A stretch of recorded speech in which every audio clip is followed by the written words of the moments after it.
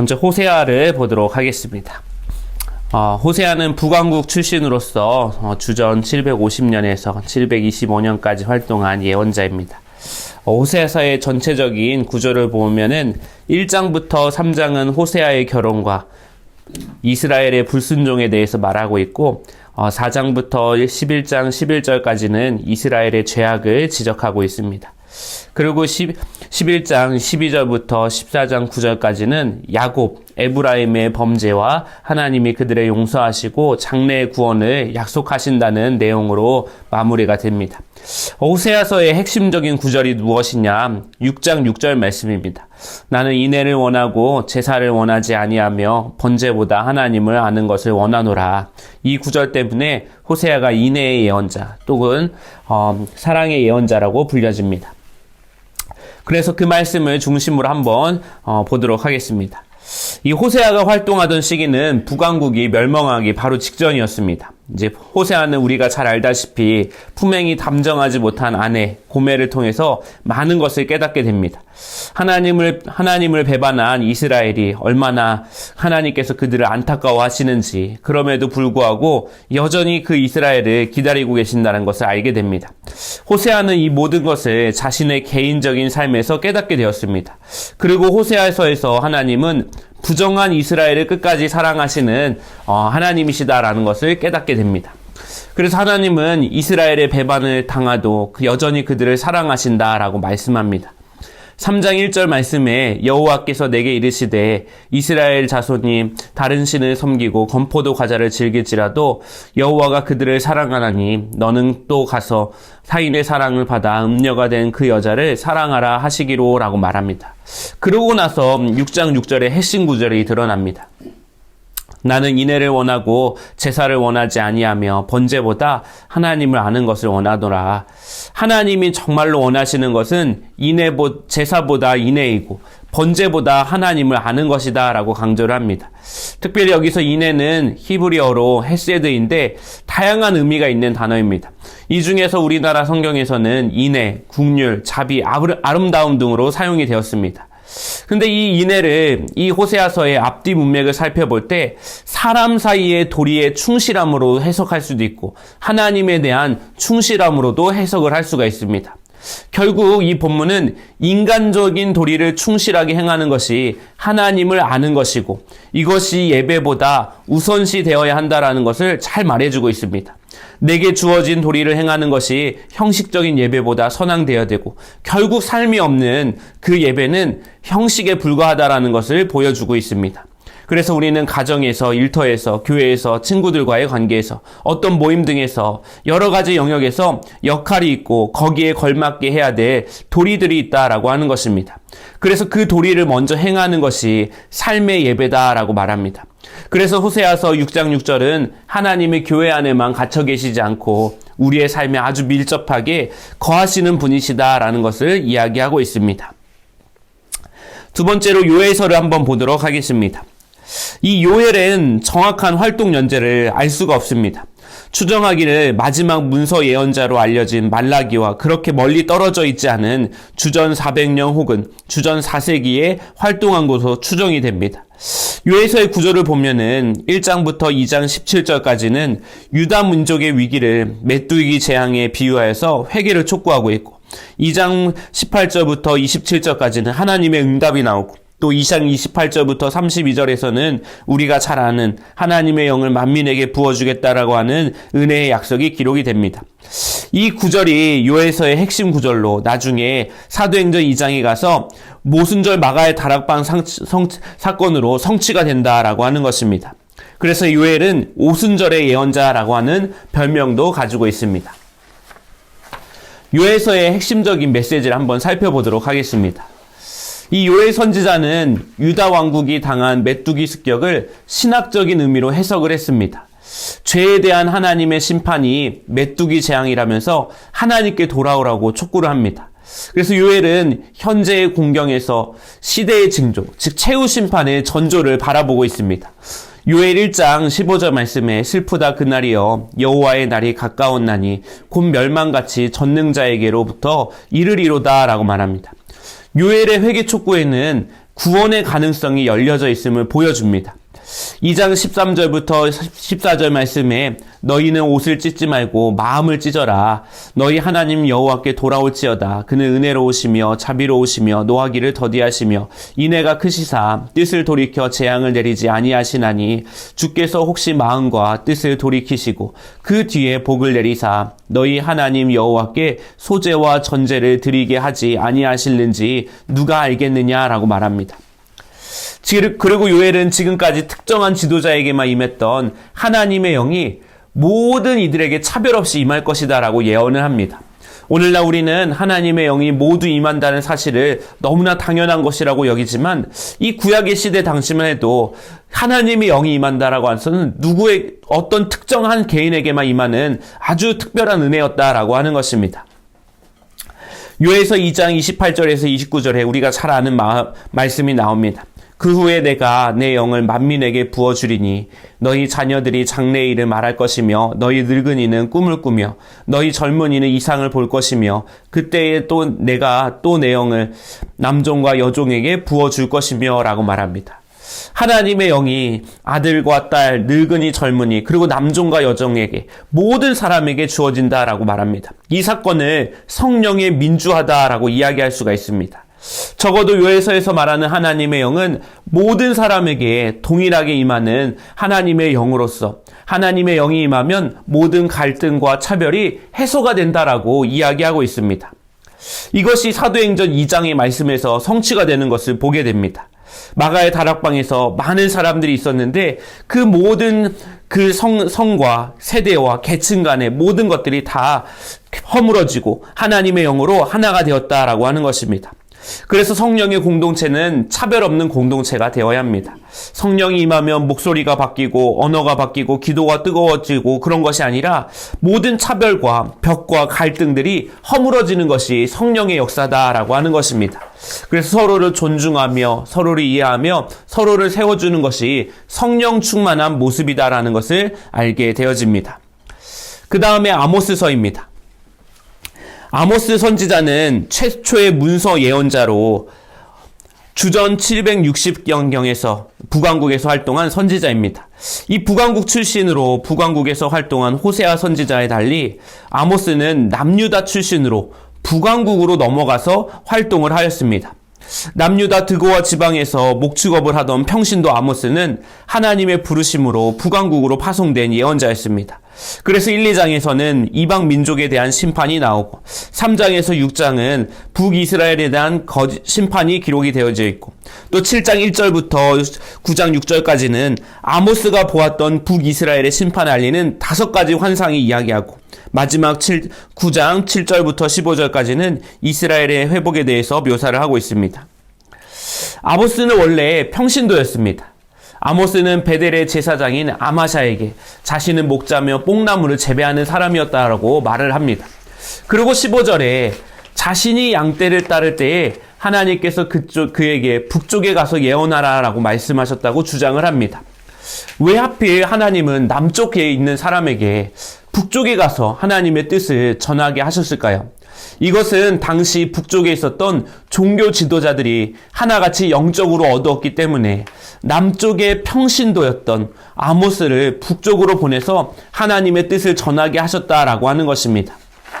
그래서 7장 14절에서 15절의 말씀에는 감히 국가성소인 베델에 공인된 제사장이었던 아마샤에게 무명의 평신도 아모스가 대답하는 장면입니다. 북쪽 사람들은 남쪽 출신 평신도 아모스가 하나님의 말씀을 전하니 충격을 받았습니다. 하지만 전문적인 목회자들만 하나님의 뜻을 독점적으로 아는 것이 아닙니다. 하나님 앞에 가서는 누가 목회자이고 누가 평신도라고 하는 구분이 없기 때문입니다. 그 하나님께서 우리의 직분과 상관없이 동등한 인격으로 대해 주실 것이기 때문입니다. 하나님은 우리를 모두 하나님의 자녀로 생각하십니다. 8장 2절에서는 아모스는 이전까지 없었던 새로운 메시지를 던집니다. 가라사대 아모스야 내가 무엇을 보느냐 내가 가로되 여름 실과 한 광주리이다 하매 여호와께서 내게 이르시되 내 백성 이스라엘의 끝이 이르렀은즉 내가 다시는 저를 용서치 아니하리니 라고 말합니다. 여기서 이스라엘의 끝은 종말을 의미합니다. 아모스는 처음부터 이스라엘의 종말에 대해서 선포한 예언자였습니다.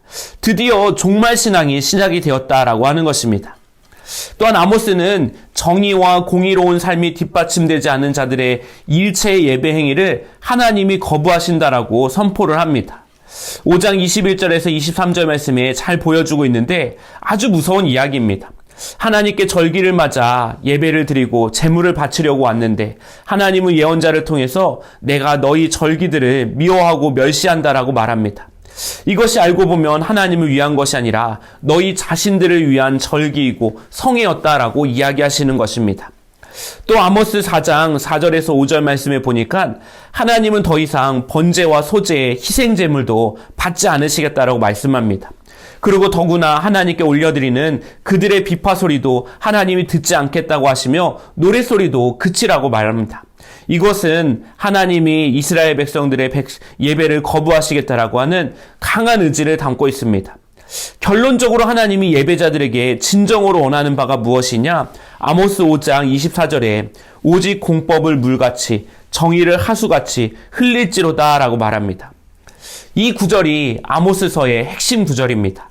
예배는 정의와 공의가 수반되어야 합니다. 참된 예배란 예배뿐만 아니라 일상에서도 하나님의 뜻대로 살아가는 삶이 포함되어 있어야 합니다. 이것이 진정한 예배자의 모습이고 이러한 모습들을 가진 사람들의 삶이 모여질 때 참된 예배가 된다라고 하는 것입니다. 하나님은 형식적인 예배를 받지 않으십니다. 삶의 영성이 채워진 예배를 하나님이 받으신다라고 이야기하고 있습니다. 네 번째는 오바다서입니다. 오바다서의 구조는 아주 단순합니다. 이 오바다서는 한 장에 불과한 짧은 구약 성경인데 이 오바다는 유다가 완전히 멸망한 주전 587년 이후에 활동한 것으로 보입니다. 이 오바다서는 이웃 나라인 에돔의 심판을 받을 것과 이스라엘이 앞으로 구원받을 것에 대해서 다루고 있는데 이 오바다서는 인과응보의 원칙이 개인뿐만 아니라 국가를 비롯한 모든 민족들에게 적용된다라는 것을 보여주고 있습니다. 그래서 1절부터 14절까지는 에돔에 대한 심판 선고와 심판의 이유에 대해서 설명하고 15절부터 21절까지는 이스라엘의 구원에 대한 희망 메시지로 끝이 납니다.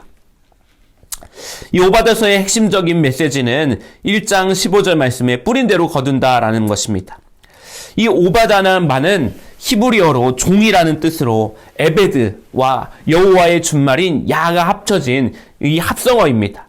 그래서 이 오바다는 여호와의 종이다라는 의미를 가지고 있습니다.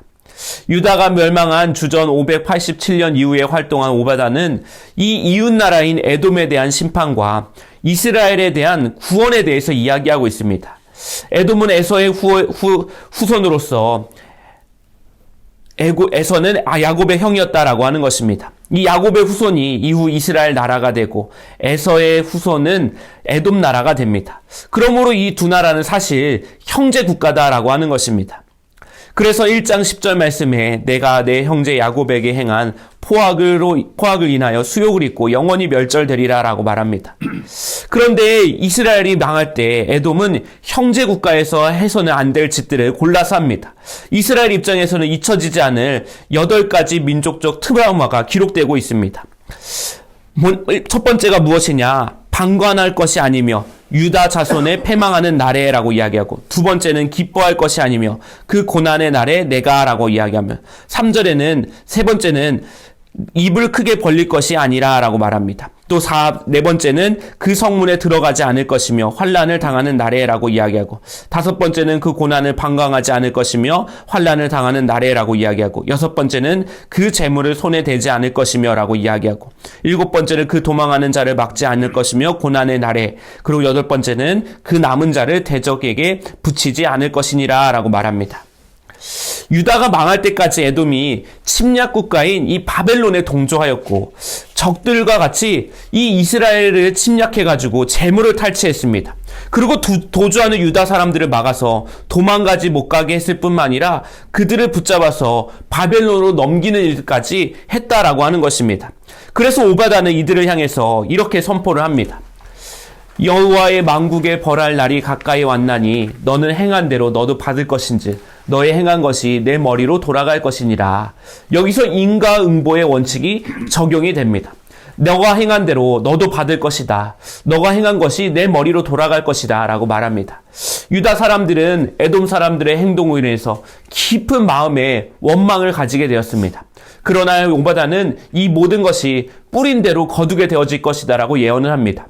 또 16절에 너희가 내 성산에서 마신 것 같이 망국인이 항상 마시리니 곧 마시고 삼켜서 본래 없었던 같이 되리라 라고 말합니다. 하나님께서 이방 나라들을 처음에는 하나님의 징계의 도구로 사용하셨지만 나중에는 그들도 멸망의 대상이 된다라고 이야기합니다. 그래서 하나님은 이스라엘만 다스리는 분이 아니라 열방까지도 다스리신 하나님, 그들의 행위대로 심판하시는 하나님이시다라는 것을 이야기하고 있습니다. 요나서의 말씀입니다. 요나도 요엘과 마찬가지로 그 활동 연대를 정확하게 알 수는 없습니다. 아마도 요나서는 요엘과 대략 동시대이거나 보다 후대에 기록된 책으로 추정이 되어집니다. 요나는 당시 악의 대명사요, 하나님을 믿지도 않는 니느웨 성읍에 가서 그들에게 심판을 선포해야 될 사명을 받은 예언자입니다. 그래서 구조를 보면 1장 1절부터 16절에는 하나님의 부름을 받은 요나가 하나님의 명령을 피해 도망가는 장면이고 17절부터 2장 10절까지는 요나의 회개와 물고기 뱃속에서 살아나는 이야기를 그리고 있습니다. 또 3장은 요나가 니느웨에 하나님의 심판을 선포한 이후에 니느웨 사람들의 대대적인 회개 사건이 나타나고 마지막 4장은 하나님에 대한 요나의 고발과 그에 대한 하나님의 응답으로 구성이 되어져 있습니다. 요나서의 중심적인 메시지는 하나님의 자유와 보편적인 사랑입니다. 요나서는 하나님의 사랑이 이스라엘 민족에게만 국한된 것이 아니라 이방 민족에게도 그 사랑이 미친다라고 이야기하고 있습니다. 그래서 하나님의 보편적인 사랑을 보여주는 것입니다. 이것이 요나서가 우리에게 주는 중요한 메시지입니다. 유다 사람들에게 아시리아는 철천지 원수와 같은 나라였습니다. 왜냐하면 아시리아 사람들이 유다 사람들에게 치가 떨릴 정도로 잔혹하게 행동하였고 그로 인해서 많은 사람들이 상처를 받았기 때문입니다. 그래서 유다 백성에게 니느웨는 경고 없이 멸망당할 그럴 도시로 알려져 있었습니다. 그런데 하나님께서 도저히 용서할 수 없는 이 아시리아의 수도 니느웨를 아끼신다라고 말하는 것입니다. 그리고 요나에게 그곳에 가서 하나님의 말씀을 전하라고 이야기합니다. 요나는 유다 민족의 정신이 뿌리 깊게 박힌 그런 민족주의자이기 때문에 하나님의 명령을 받아들일 수가 없었습니다. 그래서 그가 다시스로 도망을 갑니다. 이 다시스는 성경에 따르면 무역 도시였습니다. 여기서 우리는 선택의 갈림길에서 어떤 선택을 내려야 하는지 깨닫게 됩니다. 적어도 요나서에 의하면 나를 필요로 하는 곳으로 갈 것인가, 내가 필요한 곳으로 갈 것인가 선택할 때 하나님은 나 자신이 필요로 하는 것이 아니라 나 자신을 필요로 하는 곳으로 가라라고 말합니다. 내가 주어가 된 곳이 아니라 목적어인 내가 가야 할 곳으로 가라라고 하는 것입니다. 결국 요나서는 요나로 대변되는 편협한 민족주의를 배격하고 하나님이 모든 사람을 구원하실 것이며 또 그의 백성 이스라엘은 모든 사람을 구원하도록 초대받기 위해서 먼저 부르심을 받은 자들이다라는 것을 이야기하고 있습니다. 결국 요나가 억지로 끌려서 니느웨 성에 가서 외친 선포는 히브리어로 고작 5단어입니다. 3장 4절 말씀에 40일이 지나면 니느웨가 무너지리라. 이 고작 5단어를 외치지 않으려고 다시스라고 도망쳤다가 물고기 뱃속에서 사흘간 갇혀서 죽을 뻔했습니다. 결국 요나가 이곳에서 5개의 단어만 선포했는데 놀라운 일이 벌어납니다. 니느웨 사람들뿐만 아니라 가축들까지 모두 회개하는 역사가 일어난 것입니다. 요나는 전혀 이런 일들을 한 번도 상상하지 못했습니다. 이방인 니느웨 성읍의 왕은 자신의 백성에게 내린 조서에서 아주 중요한 신앙적인 언급을 합니다. 3장 9절 말씀에 하나님이 혹시 뜻을 돌이키시고 그 진노를 그치사 우리로 멸망치 않게 하시리라. 그렇지 않을 줄을 누가 알겠느냐 한지라 라고 말합니다. 이 표현에 니느웨 왕의 희망이 담겨져 있습니다. 이 말은 1장 6절에서 선장이 잠든 요나를 흔들어 깨우는 장면과도 비슷하게 이야기했던 말입니다. 선장이 나아가서 그에게 이르되 자는 자여 어찌미요 일어나서 내 하나님께 구하라. 혹시 하나님이 우리를 생각하사 망하게 하지 않게 하시리라 하니라 라고 말합니다. 누가 알겠느냐? 혹시라고 하는 말은 인간의 입장에서 하나님께서 구원해 주시리라고 하는 갈망을 담고 있는 표현입니다. 그래서 3장 9절에서 이방인의 왕의 고백은 그저 인간의 희망사항입니다. 왕과 백성들과 짐승들이 모두 하나님께 회개하면 혹시 하나님이 마음을 바꿔서 우리를 용서해 주지 않을까 하는 희망을 담아서 조서를 내린 것입니다.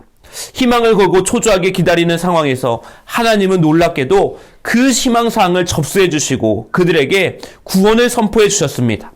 하나님이 그들에게 행한 것, 곧 그들을 그 악한 길에서 돌이켜 떠난 것을 감찰하시고 뜻을 돌이키사 그들에게 내리리라 말씀하신 재앙을 내리지 아니하셨다라고 말합니다. 혹시나 하는 마음에 국가의 운명을 걸고 하나님 앞에 엎드렸을 때 하나님께서 심판을 돌이켰습니다. 또한 이 말씀 속에서 하나님의 자유하심을 발견하게 됩니다. 하나님의 방향 전환은 하나님 스스로에게 묶이지 않으시고 자유로우신 하나님이시다라는 것을 잘 드러냅니다. 하나님께서 심판하신다고 해서 하나님께서 절대로 못 돌이키시는 것도 아니고 인간이 회개한다고 해서 자동적으로 구원이 임하는 것도 아닙니다. 요나는 이에 너무 분해서 하나님께 따졌습니다. 어떻게 하나님 그렇게 할 수 있습니까? 그러자 하나님은 그럴 수도 있지라고 하십니다. 사형선고 집행을 앞두고 사형선고를 폐기하시고 새로운 생명을 허락하시는 하나님의 자유하심은 하나님의 자비를 상징한다라고 하는 것입니다. 사실 니느웨는 유다의 원수이지 하나님의 원수는 아닙니다. 우리가 일본을 싫어한다고 해도 하나님께서는 일본을 미워하시는 것이 아니라 하나님께서 일본 사람들도 사랑하신다라고 하는 것입니다. 하나님은 니느웨까지 사랑하시는 보편적인 사랑의 하나님이십니다. 원수와 이방 나라도 사랑하시는 하나님이시다라는 것을 우리는 요나서의 말씀을 통해서 배우게 됩니다. 6번째는 미가서입니다.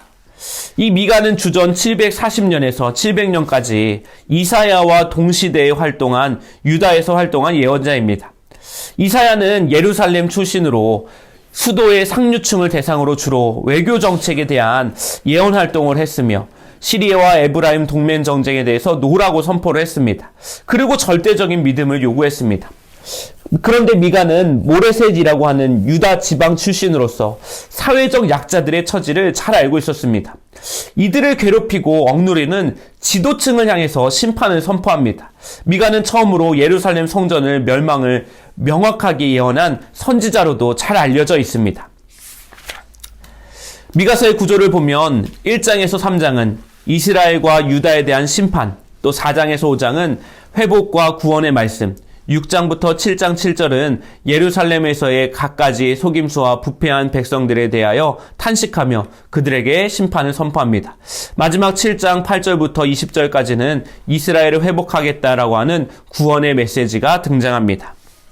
미가서의 중심 메시지는 정의와 국률과 믿음이다라고 하는 것입니다. 미가는 동시대에 활동한 주전 8세기의 예언자들인 아모스, 호세아, 이사야의 핵심적인 메시지를 종합해서 활동한 예언자입니다. 종교의식을 통해 하나님께 나아가려고 하는 백성들에게 미가는 삶을 통해 하나님께 나아가라라고 이야기합니다. 이 핵심 메시지가 6장 6절부터 8절 말씀입니다. 내가 무엇을 가지고 여호와 앞에 나아가며 높으신 하나님께 경배할까? 내가 번제물로 1년 된 송아지를 가지고 그 앞에 나아갈까?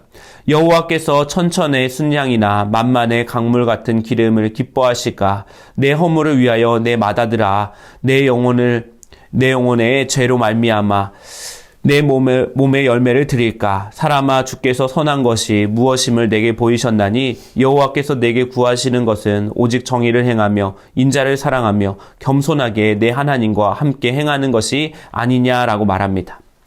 6절에서 7절은 예배자의 질문이고 8절은 제사장을 대신해 미가가 답변하는 장면입니다. 예배자는 하나님, 제가 번제물을 드릴까요? 아니면 소제물을 드릴까요? 그도 아니면 속죄 제물을 드릴까요? 하나님이 원하시는 것이 무엇인가요? 라고 물었습니다. 그러자 미가가 제사장을 대신해서 말합니다. 종교 의식을 통해 하나님의 마음을 얻으려고 하지 말고 윤리적인 삶을 살아야 한다. 그것이 곧 정의를 행하며 인자를 사랑하며 겸손하게 내 하나님과 함께하는 삶이다 라고 말합니다. 아모스서의 공의, 호세아서의 인자, 그리고 이사야서에 겸손히 하나님과 함께 걸어간다라고 하는 모든 메시지를 함축해서 이 말씀에 담고 있다라고 하는 것입니다. 따라서 우리가 하나님의 마음을 얻으려면 예배에 열중하기 앞서서 먼저 삶에서 정의를 행하고 인애를 사랑하며 겸손히 하나님과 걸어가야 한다라고 하는 것입니다. 이 말씀을 예수님께서도 인용하셨습니다.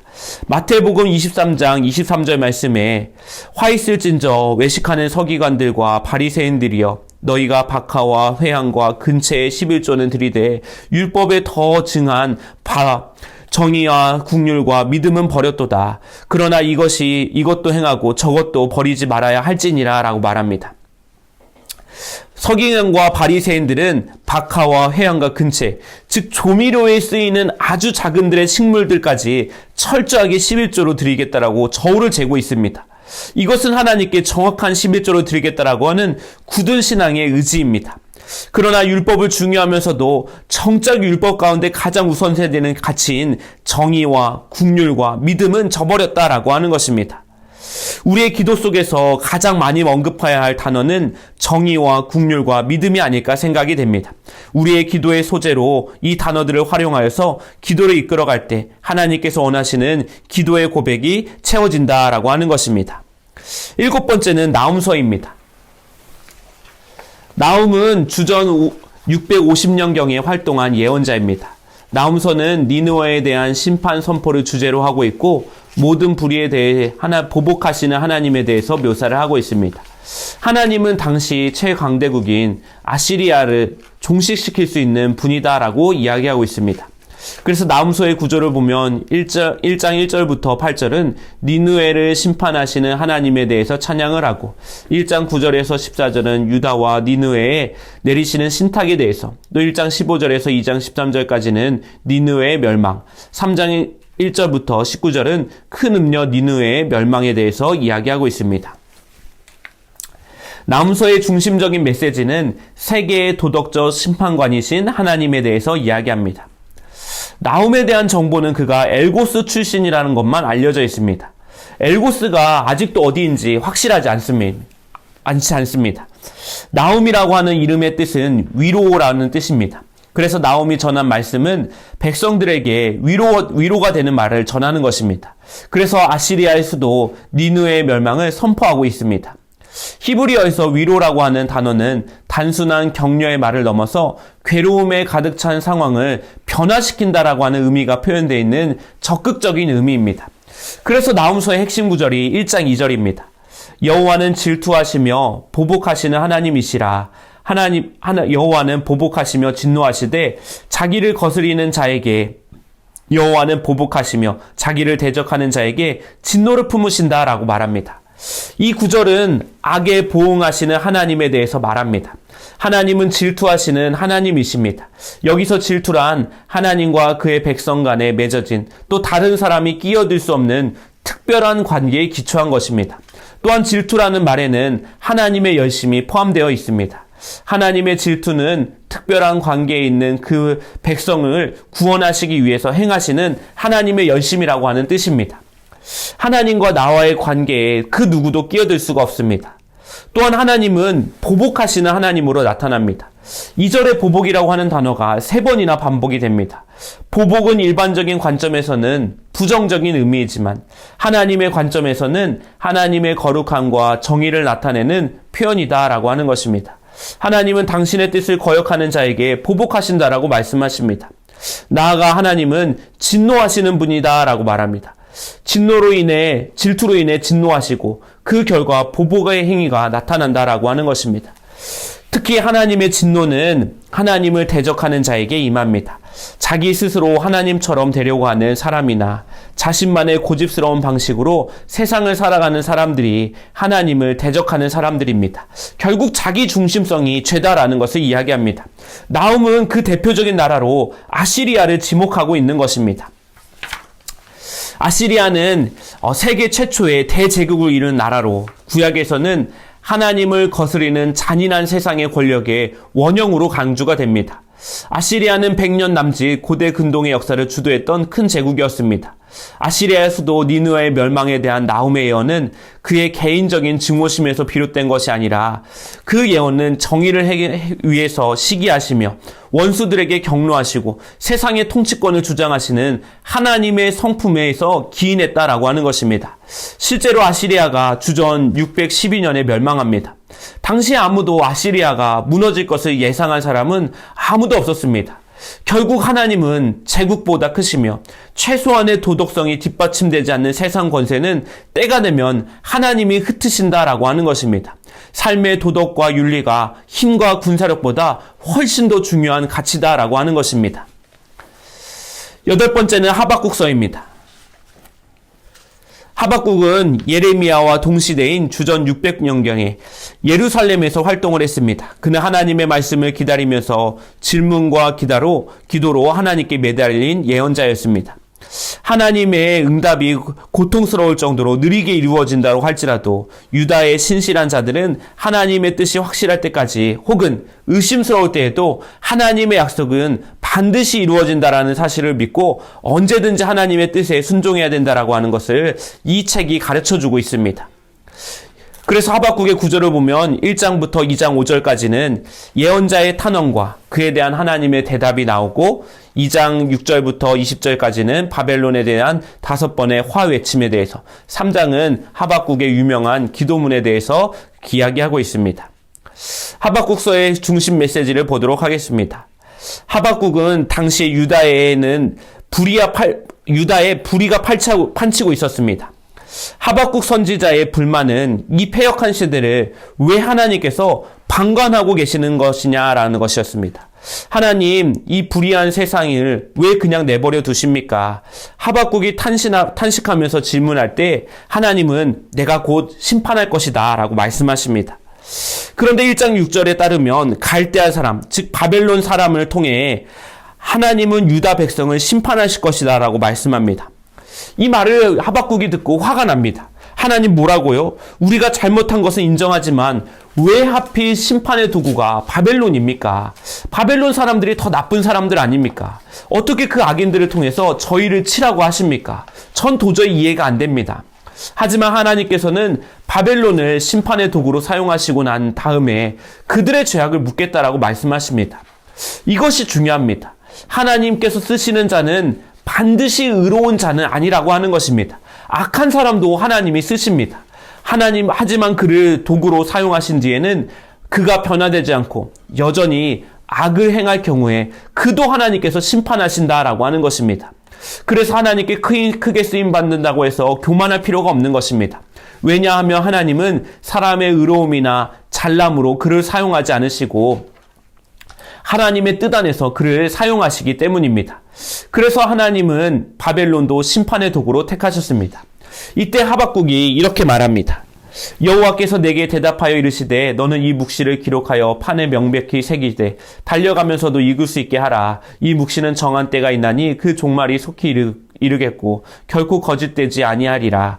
비록 더딜지라도 기다리라. 지체되지 않고 반드시 응하리라. 보라, 그의 마음은 교만하여 그 속에서 정직하지 못하나 의인은 그의 믿음으로 말미암아 살리라. 하나님은 내가 정한 때가 있다. 그때가 되면 하나님이 심판하신다라고 말합니다. 하나님은 바벨로니아의 마음도 교만하여 정직하지 못한다는 것을 다 알고 계십니다. 그래서 하나님은 의인은 그의 믿음으로 살리라라고 말합니다. 하나님은 반드시 공의를 행하시는 분이므로 의인은 그에 대한 믿음을 가지고 살아야 한다라고 말합니다. 이 말씀이 신약성경 곳곳에서 계속해서 인용되었습니다. 그래서 이 말씀은 우리에게 한 가지를 가르쳐 줍니다. 기다림의 신실함이다라고 하는 것입니다. 신실하면 기다릴 수 있다라고 하는 것입니다. 하나님의 절대적인 믿음이 있으면 우리가 지금 이 세상이 아무리 혼탁하고 어수선할지라도 하나님의 의가 하나님의 시간표 안에서 이루어질 것을 반드시 믿고 기다릴 수 있다라고 하는 것입니다. 그래서 믿음은 기다림이다라고 이야기하고 있다라는 것입니다. 9번째는 스바냐서입니다. 이 스바냐는 주전 630년경에 예레미야, 하박국과 비슷한 시대에 활동을 했습니다. 이 스바냐는 다른 예언서에는 없는 내용이 포함되어 있는데 그가 바로 히스기야의 왕의 4대 손이 왕족임을 알려주고 있습니다. 구절을 보면 1장 1절부터 22장 3절까지 하나님의 백성에 대해 심판의 말씀과 회개하라고 하는 맺힘이 나오고 2장 4절부터 15절에 이방 민족에 대한 심판의 말씀, 3장 1절에서 8절은 사악한 예루살렘에 대한 심판의 말씀, 9절에서 20절은 이스라엘에 공고하고 가나안 백성뿐만 아니라 이방 민족들까지 구원하신다라고 하는 약속의 말씀으로 되어져 있습니다. 스바냐서의 핵심적인 메시지는 최선을 다한 이후에 혹시라고 되어져 있습니다. 이 스바냐의 계보는 예외적으로 4대에 걸쳐가 소개가 되는데 이것은 왕이었던 그의 조상 히스기야를 말하려고 하는 의도입니다. 스바냐는 왕족이었습니다. 스바냐가 활동했던 당시 유다 나라는 극심한 종교 혼합주의가 팽배했습니다. 스바냐는 아마 주전 622년에 일어난 요시야의 종교개혁 이전 시대에 활동한 것으로 보입니다. 이런 혼탁한 상황에서 그는 여호와의 날을 선포합니다. 이 날은 하나님께서 무서운 징벌을 내리시는 심판의 날로 알려져 있습니다. 그러나 하나님은 겸손하고 가난한 백성들을 남겨두시고 남은 자들과 함께 새로운 시작을 하시겠다라고 약속을 하십니다. 2절에 뭐뭐 하기 전에라고 하는 표현이 강조되어 있고 3절에서는 심판에서 제외된 남은 자가 구원을 받을 수 있다는 가능성을 열어놓으셨습니다. 그렇게 겸손하고 가난한 백성들은 새롭게 시작되는 여호와의 날에 주인공이 될 것이다라고 스바냐는 이야기합니다. 또한 3절에 너희는 여호와를 찾으며 공의와 겸손을 구하라. 너희가 혹시 여호와의 분노의 날에 숨김을 얻으리라 라고 말합니다. 여기서 혹시라고 하는 단어가 중요합니다. 공의와 겸손의 삶을 살아가는 사람은 무조건 심판에서 면제가 되는 것은 아닙니다. 다시 말해서 하나님 이만큼 하면 되겠지요 라고 생각을 할 때 하나님은 그건 순전히 너 생각이고 나는 아니다 라고 할 수도 있다라고 하는 것입니다. 우리가 하나님을 움직이는 것이 아니라 하나님께서 우리를 움직이신다고 하는 의미가 바로 혹시라고 하는 단어에 담겨져 있습니다. 내 할 바를 다하고 하나님께서 당연히 나에게 이렇게 해주시겠지요 라고 이야기하는 것이 아니라 아주 조심스럽게 하나님 제가 최선을 다했습니다. 그러니 혹시 라고 이야기해야 된다라고 하는 것입니다. 당연히가 아니라 혹시라고 하는 신앙이 전적으로 모든 주권을 하나님께 내어 맡기는 좋은 신앙이 되어진다라고 하는 것입니다. 학개서의 말씀을 보도록 하겠습니다. 학개서는 주전 520년경에 학개가 예루살렘에서 활동을 했습니다. 이 당시 포로에서 돌아온 유다 백성들이 극심한 경제적 어려움으로 생존의 위협에 놓여 있었습니다. 그리고 유다 땅에 남아있던 사람들과 북쪽 지역 사람들 간의 갈등 문제인 정치적인 어려움도 있습니다. 이런 이유로 성전 주관을 중단한 지 대략 18년이 흘렀습니다. 이러한 상황에서 예루살렘 성전의 재건의 필요성을 강조한 사람이 바로 학개입니다. 구절을 보면 1장 1절부터 15절에 학개가 백성들에게 성전을 짓도록 촉구를 하고 난 후에 성전 건축을 시작하고 또 2장 1절부터 9절에 성전이 앞으로 누릴 영광에 대해서 2장 10절에서 19절에 거룩하지 못한 사람들이 성전을 지을 수 있는지에 대한 문제가 대두되면서 불결에 대해서 말하고 동시에 회복에 대한 약속도 등장합니다. 그래서 2장 20절에서 23절은 스룹바벨에 대한 하나님의 약속으로 학개서가 마무리가 됩니다. 학개서의 중심적인 메시지는 인생의 영순위입니다.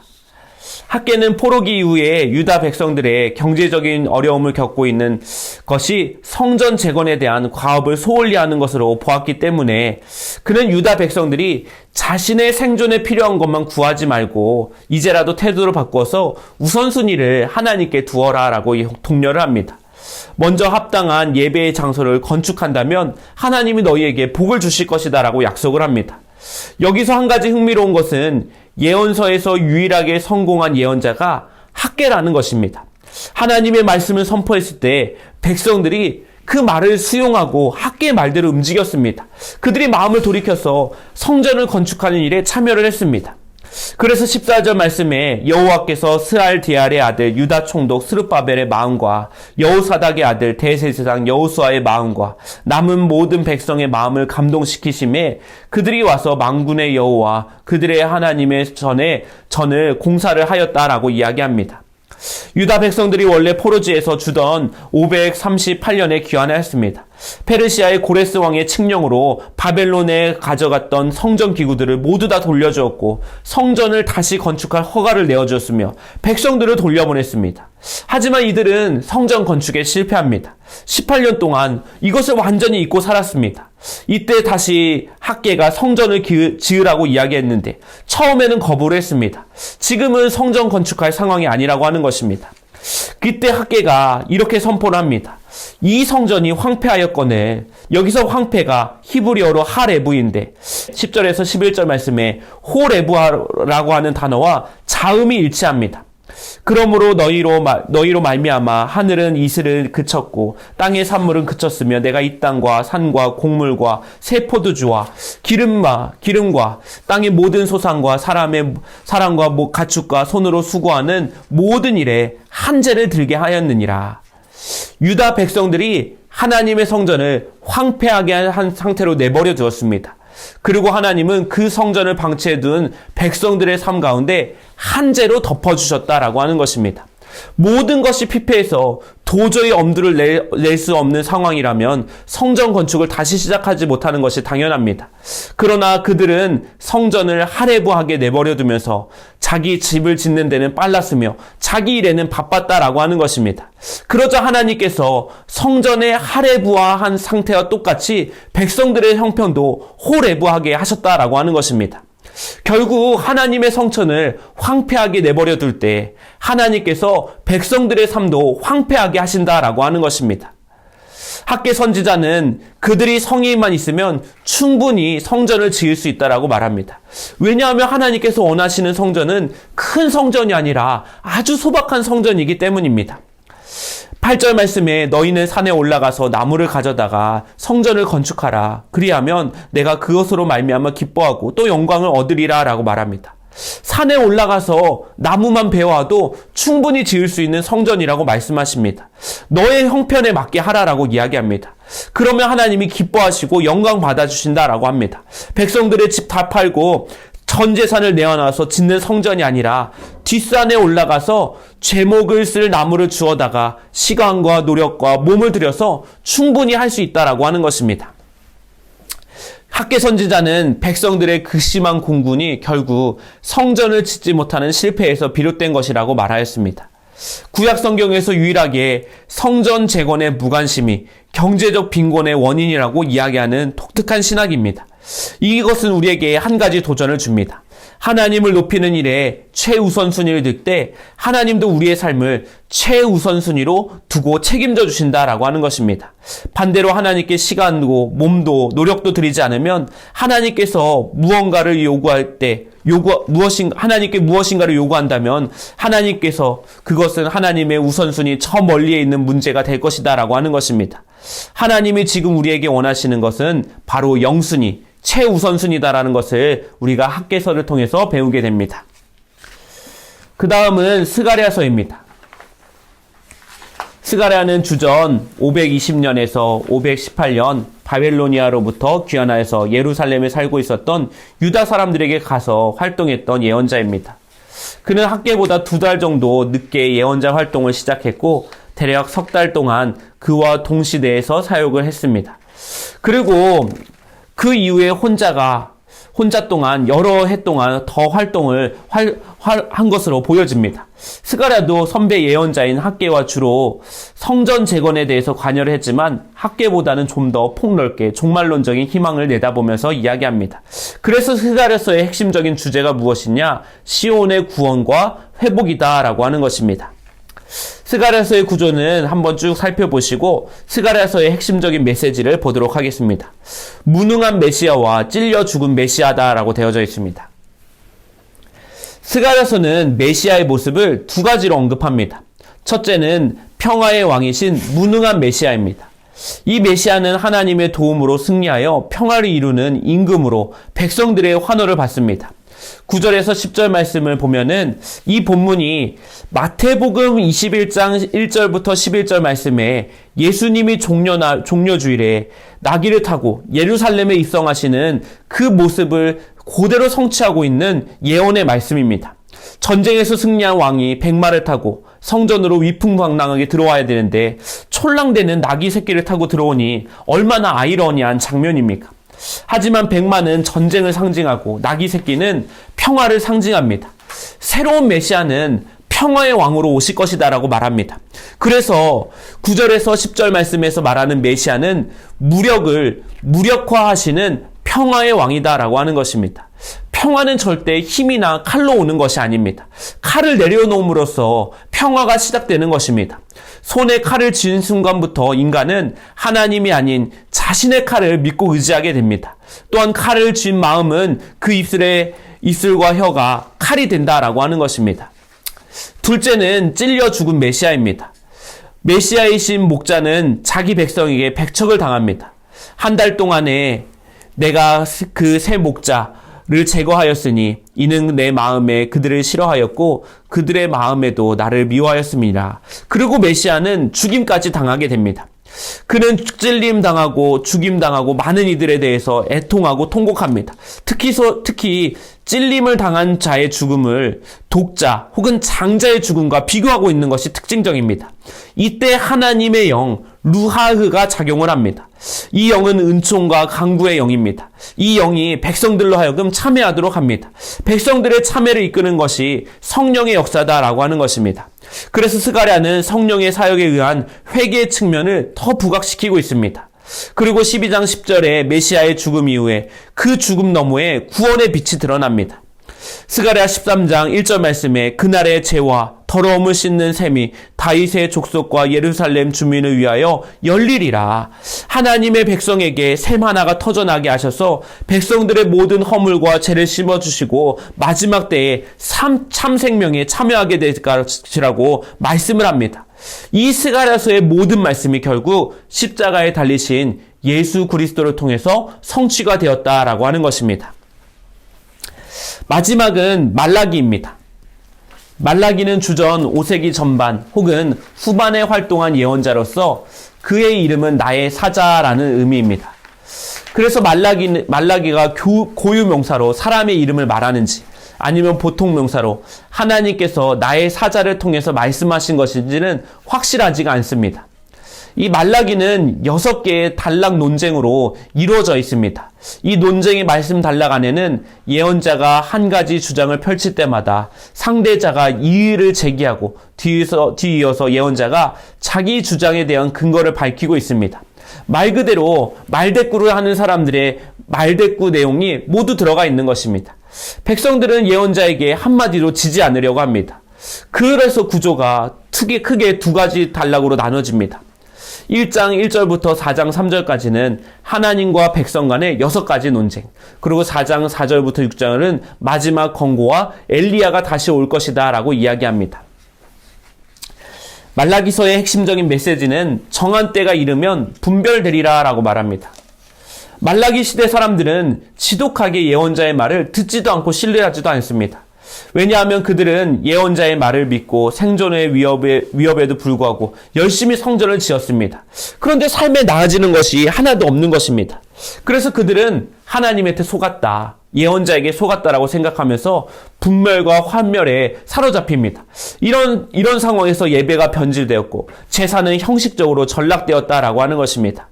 그래서 하나님께서 지금 이 상황을 답답해 하시면서 이럴 바에는 아예 성전의 문을 닫는 것이 좋겠다라고 말씀하십니다.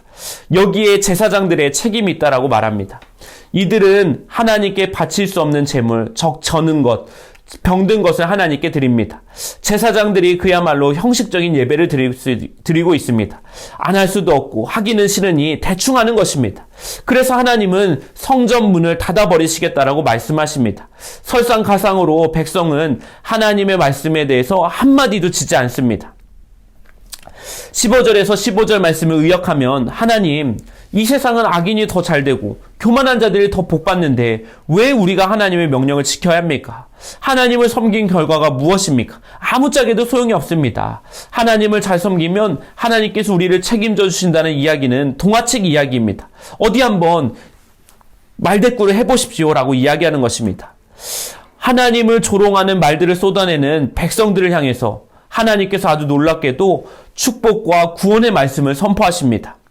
3장 16절에서 17절 말씀에 그때의 여호와를 경외하는 자들이 피차 말하매 여호와께서 그것을 분명히 들으시고 여호와를 경외하는 자와 그 이름을 존중히 여기는 자를 위하여 여호와 앞에 있는 기념책에 기록하셨느니라. 만군의 여호와가 이르노라. 나는 내가 정한 날에 그들을 나의 특별한 소유로 삼을 것이요. 또 사람이 자기를 섬기는 아들을 아낌같이 내가 그들을 아끼리니 라고 말씀하십니다. 그리고 18절 말씀에 그때에 너희가 돌아와서 의인과 악인을 분별하고 하나님을 섬기는 자와 섬기지 아니하는 자를 분별하리라 라고 말씀합니다.